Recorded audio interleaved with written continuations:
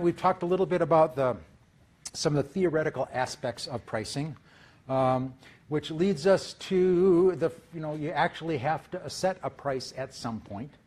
And we can talk about the things that we have talked about and come up with a pricing framework. And if you remember, there is no such thing as a price that's too high if a customer is voluntarily willing to pay it, right?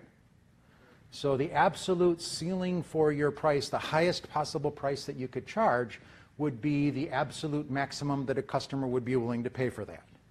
However, if they can find it for a similar product for a lower price, they're going to take the similar product for the lower price, right?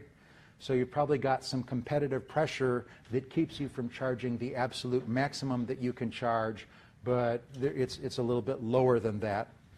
On the other side, the very lowest that you can charge over the short term is your direct variable cost, because as we just showed with break-even analysis, if you are charging a price above your direct variable cost, you do have some contribution, and that contribution can help cover your fixed costs, although over the long run, if you're not covering your total costs, you're going to be out of business. However, as we talked about in the break-even example, most people don't want to work for free, and most companies don't want to make a return on their investment. So although the absolute lowest possible price you could charge would be anything above your direct variable costs, you want to cover your total costs, and your company might want you to actually make a return on your investment. So that would put upward pressure on the prices that you can charge. Which leads to a practical price range.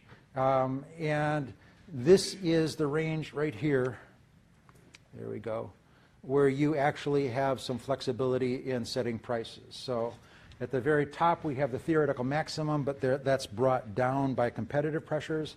At the very bottom, we have unit variable cost, but that is brought up because of company objectives and trying to make money. But that does mean that there's going to be some room for discretion. And how big that room for discretion is will vary from product to product, but it's that practical range that when we're talking about setting prices and price strategies, all of those have to happen in that range.